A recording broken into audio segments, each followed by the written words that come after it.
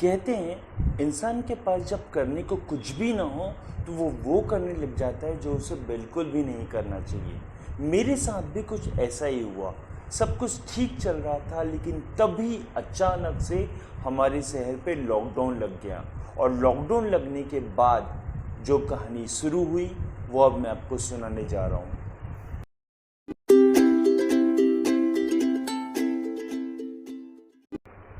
तो ये है हमारी इस कहानी के हीरो। ये मेरे लॉकडाउन के साथी हैं। ये हमेशा मेरी खिड़की पे आते थे, मेरी खिड़की से अपना बहुत सारा समय बिताते थे और यहाँ से चले जाते थे। धीरे धीरे मुझे भी इनकी आदत सी पड़ने लगी। इनकी सारी एक्टिविटी को मैं रिकॉर्ड करने लगा और मुझे पता ही नहीं चला कब मैं इनके बहुत क्लोज आ गया।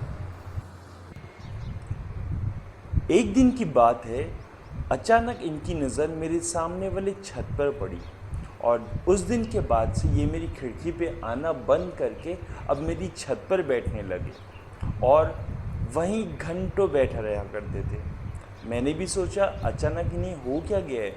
मैं भी चला गया उनके छत पर। जाते ही मुझे सारी कहानी समझ आ गई और मुझे ये भी समझ आ गया कि क्यों ये अब मेरी खिड़की पे नहीं बैठते हैं।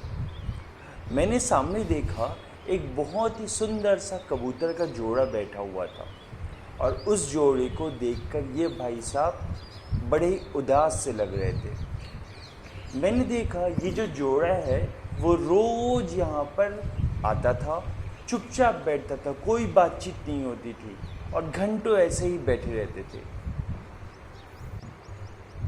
धीरे धीरे समय ऐसे ही बीत रहा था। वो रोज़ छत पे आते थे और रोज़ बिना बात किए चुपचाप बैठ रहते थे, एक दूसरे को देखते रहते थे। मैं भी इस बात से परेशान था कि अब आगे होने वाला क्या है, और साथ ही मेरा लॉकडाउन पार्टनर है वो भी परेशान था।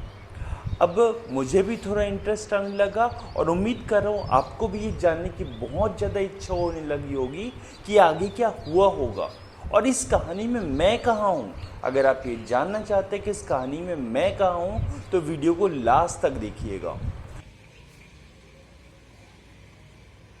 इतने दिनों के इंतज़ार के बाद अब इस कबूतर को भी समझ आने लगा था कि इंतज़ार करने से कोई फ़ायदा नहीं है। सो उसने एक फ़ैसला लिया। धीरे धीरे हौले हौले शर्माते हुए घबराते हुए उसने ही 2-4 कदम आगे बढ़ाए।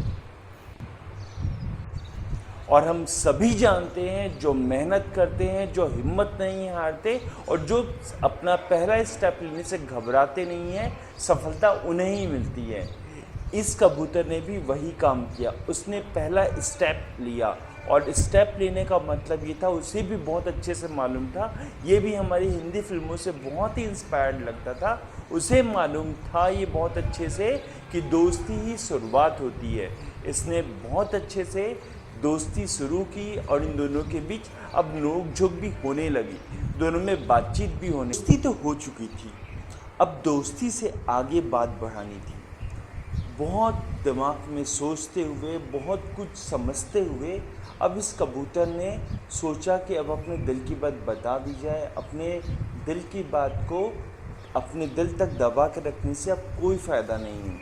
उसने बहुत ही डरते हुए, बहुत ही घबराते हुए, अपनी दोस्ती की बात याद रखते हुए सामने वाले को आज प्रपोज़ करने के बारे में सोच ही लिया था। और उसने ये भी सोच के रखा होता, जो भी हो, जैसा भी हो, मैं आज बता के ही रहूँगा।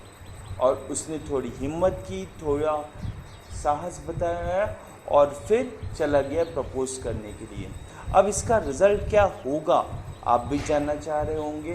तो जी हाँ, जैसा आप जानना चाहते हैं इतना ही इंटरेस्टेड मैं भी था कि अब आगे होने वाला क्या है। क्या ये दोस्ती टूट जाएगी, क्या ये दोस्ती बनी रहेगी। और जितना मैं परेशान था उससे कहीं ज़्यादा परेशान मेरा लॉकडाउन पार्टनर था। उसे भी इस बात की टेंशन थी कि अब होने वाला क्या है, लेकिन फाइनली वही हुआ जो होना था।